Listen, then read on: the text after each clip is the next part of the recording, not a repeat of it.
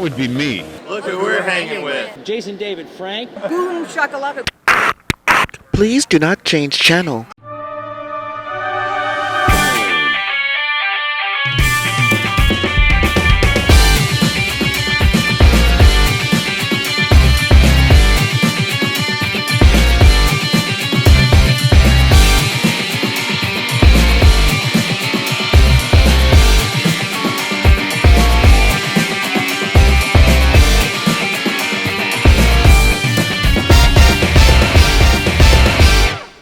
Hello, World Wide Web. Welcome back to the Hangin With Web Show. I'm GW Pomichter. Thank you so much for logging on and tuning in. If you haven't done it yet, go down and hit subscribe. Hit the little bell, come back over and over again. You'll get notified. We've got authors, artists, filmmakers, musicians, creative minds of all kinds here on the Hangin With Web Show. We are here at Space Coast Book Lovers in Cocoa Beach, Florida, and we're hanging with author Elle Klass, the author of the Evans Girls series and many more. So, Elle, thanks for hanging with us. Thank you very much for coming out. Me. Yeah. Let's talk about the Evans Girls series to start. Give us kind of the book blurb. It's kind of a spin-off from a psychological thriller series that I had. Okay. Scarlett is a young girl who pretty much everything that could possibly go wrong in her life goes wrong.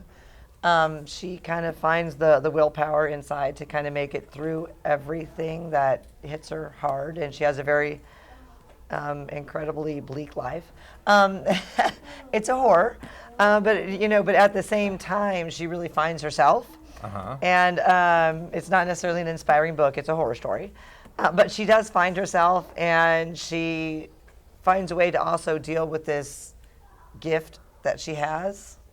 Okay. Kind of a paranormal gift A little bit of a suspense mystery. It's paranormal.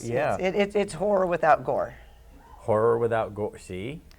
But it's definitely it's scary. What draws you to write in the horror genre, in the horror universe? It just comes natural. It's just a natural flow. I know I'm not you psycho. guys scared? I'm not psycho, but I'm scared. It just is. It's just very natural. When I start writing, my characters just don't necessarily have happy lives. Horror tends to be a great place to explore human fear and what makes us tick inside. Mm-hmm. Horror worlds are great allegories for all the things that scare us, whether they're things that go bump in the night or things that go on in our heads. So choosing to write in that, it must be kind of a challenge to capture that for every reader. Well, first I have to say, horror is only bought by horror readers. If you don't like to be scared, you're not buying it. Valid. If you don't like to be nauseous, don't ride a roller coaster. But at the same time, I also write young adult. So I've had a lot of my young adult readers that try it, and then they go, I couldn't sleep for 2 weeks, but I couldn't put it down either. So I'm going to read the next one when it comes out. If you write in the horror genre, that's what you want to hear. Yeah, well, I couldn't sleep, but I also couldn't put it down.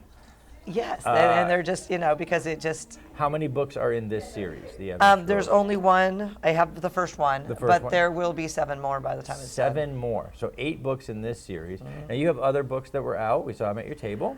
I have. Okay, so for this series, before this book, it came from the Trilogy. Okay. Which is a 3-book, obviously. And that is, each book is a different character, but it all centers around an event that happened on a specific day. Okay. And finding out what exactly happened on that day. So by the time you get to the end of the 3rd book, you finally know what exactly happened on that day. And you think at the end of book 1, you're like, oh. And then the end of book 2, you're like, oh. And then you get to book 3 and you go, what? What?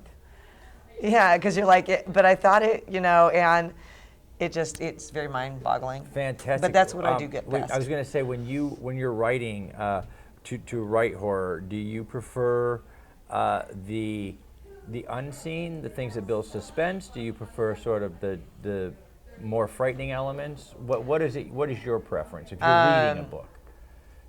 It's the same thing as when I'm writing it. I just want to blow your mind. I'm not going to scare you with gore. I'm going to scare you with everything else. Yeah, well, again, the things that are the most frightening to us are universal in many ways. Yeah, and they're the unknown, not the known. Exactly, and it's the building the suspense, and sometimes actually, it's giving it to you, and then making you wonder if you really did give it to us.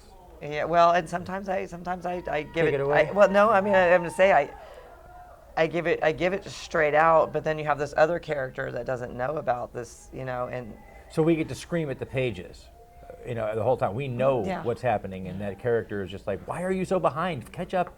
And we follow that. That's an amazing journey. Exactly, and that is that I've had some books like that. That's an investment in the story, though, and it's one of the hardest things to do is get readers to be invested in your world, and once you've done that, they'll stick around for the long ride, especially through a 7-book series or 8-book series when you're done. Oh yeah, and I was gonna say I have a finished 7-book series, which is a young adult, totally different, not scary at all. I totally filter all that. I mean, the thing with my horrors and my psychological thrillers is there is no filter. Okay. I'm gonna write the things that you don't know, you didn't possibly ever imagine someone would put in a book. And then you're like, what? But my young adult are very filtered. They're not scary. They are suspenseful, but it's a different world. Way. Yeah. So, a horror writer, but writers tend to be readers. They tend to be storytellers. Tend to like to hear a good yarn as well as tell one. So, your favorite horror writer? I'm actually going to say I've really gained a liking for Ambrose Ibsen in the past year. I discovered him. And I've probably read 7 or 8 of his books this year. He does a lot of ghost and the spooky, house and it is. I love that stuff. I think as readers and media consumers become more and more sophisticated, it becomes, in some cases, more and more difficult to frighten us. But the reason for that is because the horror story is the oldest form of storytelling for civilized humanity. When we'd sit around the fire, we would talk about what was beyond the firelight, what didn't we know was there, and those were the stories that compelled us. So in the modern genre, as we become more and more sophisticated, we go to the movies, we see it on television, we see it everywhere else. Doing what you do is hard to do, and when you are able to do it successfully over a series of books, whether it be in a series or just a series of standalone stories, it is something that readers will always come back to. Like you said, once you're a horror fan, you're a horror fan. You're going to go back. Well, yeah, and the thing is, if that's what you like, and because that is one of the genres that I read, it depends on what I want. I do a lot of young adult. I like a good mystery. Sometimes even like a sweet, cozy mystery. But sometimes they're just too happy ending that I can't stand it. So I had to be a little pickier with those. I love good ghost stories, and I'll spook myself out, and I'll drive at night, when I'm traveling, and I'll put a good ghost story, driving through the middle of Florida where there's nothing, and I'm like, there's nothing for miles. Oh my, sorry, ghost. My. And but I have fun with that stuff. I like it. I enjoy it. Now, you like to read scary. You like to write scary. Have you ever just had one of those moments when you were at the keyboard? You wrote just a fantastic, 10,000 words that just would scare the hell out of a reader, but it was good enough so that it just scared the hell out of you. Oh yeah, all the time. All the time. It really does. Most of it does, and I'm like, oh, that is so good. That was, I hate to say no, my writing is awesome, but when it scares me, then I know it's going to scare them. Well, yeah. If you wrote it, you know where it comes from. You know where it's going. Well, I think the scariest part is that it came out of me.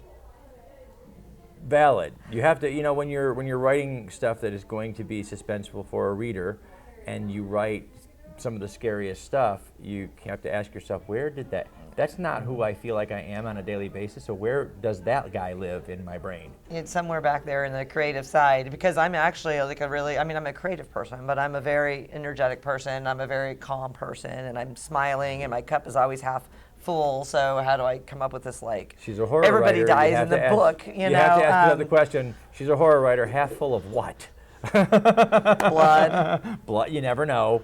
You never can tell. That's about all the time we have. We have to wrap it up. We're going to say thank you to our partners and our friends at Something Unique Magazine, Famous Faces and Funnies, Krypton Radio, Off the Chain Radio with author Yvonne Mason. Yvonne, we missed you this weekend at Space Coast Book Lovers. We can't wait to catch up with you in the future. Space Coast Comics, Asylum Convention Entertainment Services. These are the folks that share our videos and these fantastic creative artists all over the World Wide Web. We hope that you will too. Remember, everybody, subscribe, log on, tune in, and see who we're hanging with next. Thank you so much. Awesome. Thank you. That